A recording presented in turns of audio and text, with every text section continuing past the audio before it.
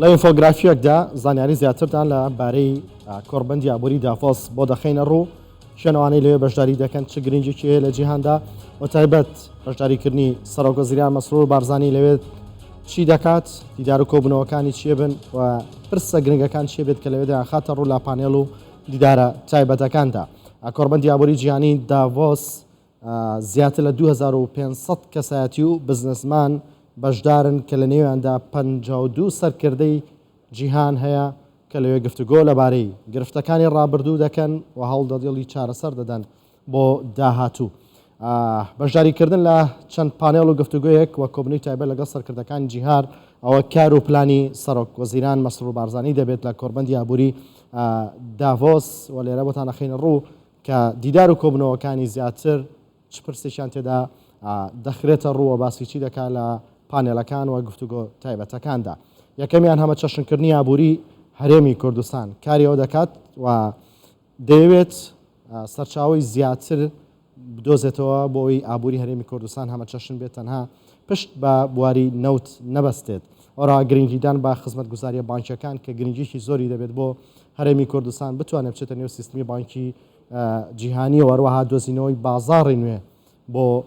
بەرهەمەکانی هەرێمی کوردستان کە لە ساڵی ڕابردوودا مەسرور بارزانی بەشداری کرد و بازاڕی دۆزیەوە بۆ بەرهەمی ناوخۆی هەرێمی کوردستان. هەروەها کردنەوەی ڕێڕەوی بازرگانی ناوچەیی بۆ هەناردەکردنی بەرهەمە ناوخۆیەکانی هەرێمی کوردستان و بەرهێنان لە بواری کانزە و نەوت و گاز و وزەی پاک لەگەڵ کۆمپانیەکان گفتوگۆ بکات بۆ ئەوان هەوڵدەن بێن لە هەرێمی کوردستان و بەرهێنان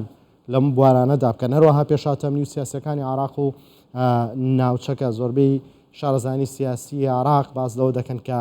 عێراق و ناوچەکە لە بەردەم گۆڕانکاریدایە بۆیە دەبێت ئامادەکاریێکی باش لە هەموو لایەکەوە هەبێت بۆی بتوانن ئەو گۆڕانکاریانە باڕاستێکی باشدا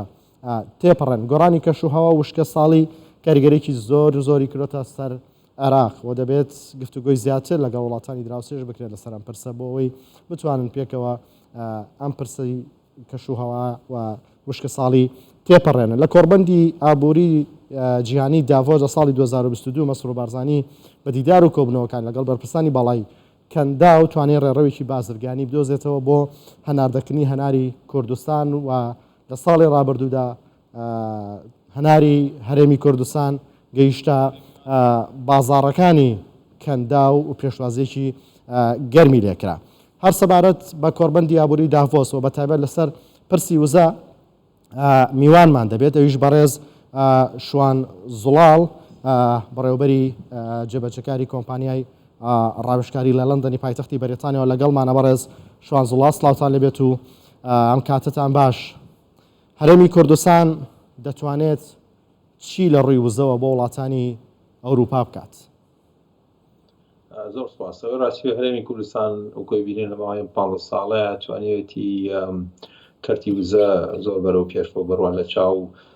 بڵین ئەگەر سەیری عێراق بکەین عێراق و بەزانین نزیکی حالیان 4 ملیۆن بەرمیل نەوت دەردەهێنێت. عێراق ئەیتوانی ئێستا بۆ نمونە 7 ملیۆن بەرمیلی هەبوایە گەر وەکو کوردستان سەقامگیری تیا وایە لە دوای شەڕی بڵین لابردنی سەدام بە هەرێمی کوردستان بەڵێن خۆی دەستی کرد بە دەرهێنانی نەوت و ئەو کەرتەی کە ئێستا دامەزراوە ئەویژی توانی زۆر بەرەو پێشەوە لەبەر چەند هۆکارێکی بڵێن شەڕی داعیش و ئەو ناکۆچیانەی کە هەیە نەختێ دواکە و لەم چەند ساڵی ئەخیرە. بەس هەرێمی کوردستان غازێکی زۆری تایە. ئێستا ئەو شەڕەی رووسیا و وڵاتانی بڵین غەرب وای کردووە کە ئەو وڵاتانە بە تایبەتی وڵاتانی ئەوروپا وەکو ئەڵمانیا غاز نایێت لە مەدای درێژە لە رووسیا بیکڕن. یەکێ لەو سەرچاوانە هەرێمی کوردستان کە بەشێکە لە عێراق ئەو غازەی کە نزیکە بە ئاسانی بگاتە ئەوروپا لە هەرێمی کوردستانە بە تایبەت لە ناوچەی گەرمیان لە چەمچەماڵ بینی کۆرمۆر هەیە غازانە توانێت نەک بە ئاسانی بەس نزیکترین غازی عێراق کە زووترین کات بگاتە ئەوروپا. ئەمە زۆر چەند ساڵێکە باسەکرێ. من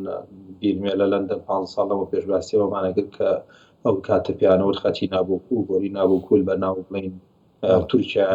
بگەێنێتە بڵغاریا و لێەوە بەرە و ئەوروپا بەرە و نەمسا و ئەڵمانیا بڕوا بەس لەبەر کێشەی سیاسی و لەبەرە و ئەو کێشانەی کە بینمانە لەوە نەمایە ساڵی پێشوە بزات لەوێنی هەرێمی کوردستان و حکوومەتی عێراق لەلایەکەوە عێراق و تورکیا هەرێمی کوردستان و تورکیا نەتوانراوە بە تەواوی ئەو کێشانە بڵێن چارەسەر بکرێ بۆی هەرێمی کوردستان بتوانێت غاز بنێرێت بۆ دەرەوەی هەرێمی کوردستان. غاز وەکو نەوت نییە بە ئاسانی نادێن بێ ڕێکوتنی استراتیژی هەبێ ڕێکوتنی سیاسی هەبێ لەگەڵ وڵاتانی دراوسیا بۆ نمونە ئەو بۆریە بە ناو تورکیاڕوە بێت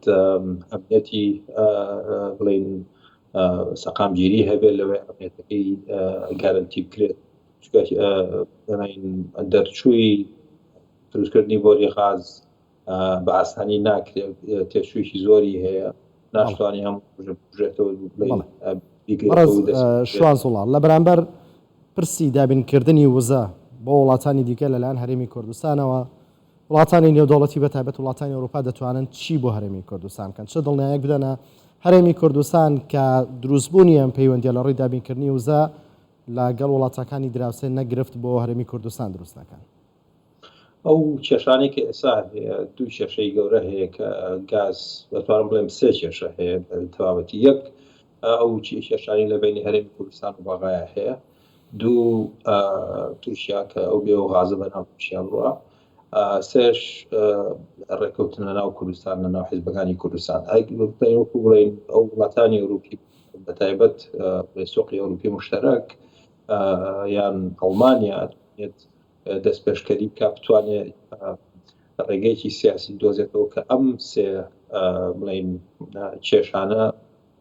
ئەو ئاڵۆزانی تایەتی کەمی کاتەوە وەکو ناوبژکەرێک بتوانێت هەمیان بێنێتە سەر مێزێکدایان نیشێنێت لەلایەکەوە لە ناو هەرێمی کوردستانەوە دەست پێ بکرێت لە ناو حیزبەکانە دوایەوە لە بین عێراق و هەرێمی کوردستان اینجا تورکیا، چونکە ئەمانە لە ئەم ڕێکوتنانە نەبێت ئەمە بڵێن سەقامگیری سیاسی و ئەمنی نەبێت ئەو شەریکانەی کە ئەم بۆرێ دروستەکەن یا ئەو کۆمپانیانەیەن کە غازەکە دەرێن هەیدۆزنەوە و ئەو پارە زۆری سەرفێکن نایەن تا ئەو سەقامگیریانە نەبێت. لەبەرەوە ئەتوانم بڵێم ئەبێت ئەو دەست پێشکەری کە ئەوروپا بیکات لەگەڵ هەماهەنگی لەگەڵ حکوومەتی هەرێمی کوردستان، حکوومەتی عێراق و حکوومەتی تورکی بۆی ئەو پەنگستانی کە هەیە گژی زۆر هەیە، زۆر نقطەی زۆر هەیە کە ڕێکوتنی لەسەر نییە و کوتم نقطەکان زۆر جیاواز. لەبەرەوە من ئەو دەست پێشکەریە زۆر گرنگە، کاتی پێچە بە مانگ و دوو مانگ و ساڵ و دوو ساڵیش ناکرێت، چەند ساڵێکی پێچێ بەس لە ئێستاوە دەست پێ بکرێت ماوەی دوو ساڵە لەوانەیە کێشانە ئاسانکاری بۆ بکرێت دوایەوە ئەتوانی ئەو کۆمپانیانە ئەو پارەی کە هەیە ئەو شەریکانیانەوە بەرهێنان بکەن لە کوردستان لە کەرتیگا غازدا بێن پارەکەیان بێت و بەرهێنانکەن بێ ئەو سەقامگیریە ئەو غازە بە ئاسانی دەرنایە. حکوومەتی هەرێمی کوردستان نەیمکانێت ئەو غازە دەرێنێ ئەو کێشە سیاسی سوقلە گەورەی هەیە کە بتوانێت غاز بە بزنی بەغا بنێرێتە دەرەوەی هەرێمی کوردستان. بەڵێ کۆنگرێ ئەم ساڵی دافۆس لە ژێرناوی پەرتەوازەیی جیهان یاخود پارچە پارچەبوونی جیهانە وزە لە جیهاندا تا چەند کاریگەری هەبووە لەسەر ئەم پەرتەوازەی و پارچە پارچەبوونە و تا چەندیش دەتوانێت بەرژەوندیەکان و پارچەکانیەک بخاتەوە؟ خۆی کۆبوونەوەیکی گرنگە چکە نەکرد سیاسەکانی جیهان زۆر بێ ئەو بڵین گەورەکان ئەو شەریکە گەورانی هەرێمی ئەو شەریکە گەورانی دنیا ئەو کوبینیمانەوە دی هەرێمی کوردستان ڕۆشتووە دی عێراق ڕۆشتووە چەند هاوڵاتی کە وەفتی بڵین لە سەرۆکوەزیران و سەرۆکی وڵاتەکانیان نەچن ئەمە وەکو کۆبوونەوە یەکتر بینینێ وەکو بڵین کۆنگرەکە خۆی دەتوانم بڵێم زیاتر یەکبینین و باسکردنی ئەو کێشانەیە ژناوە بڵین دۆزینەوەی حەلێک بۆ ئەو کێشانە ئەتوانم بڵین دانی بۆ دانێت بیڕوێنێ نەک بتوانیت بڵێ ئەمە هیچی ڕسمی نییە کە بتوانێت لەو وەکو بڵین کۆبوونەوەی کۆپت هەیە کە لەسەر باری گەرمکردن بوونی دنیا و لەبارەی ئەو کێشانی کە وزە هەیە بڵین چارەسەری چەند کێشەیەکەن چکە بەڕێکوتن هەیە و بە پلان هەیە ئەمە زیاتر وەکو کۆبوونەوە وەکو دیدارێەوە هەیەک نەک بۆبنەوەی شەڕسمی خۆناکەم ئەو تاسیرێکی گەورەیە هەبێ. بەڵێ بەڕێز شوان زوڵاو بەڕێوەبەری جێبەجەکاری کۆمپانیا ڕاوێژکاری کاردۆخی و شارەزای وزە لە لۆندۆنی پایتەختی بەریتانیاوە لەگەڵماندا. سوپاس بۆ بەشداری و شرۆفەکانتە.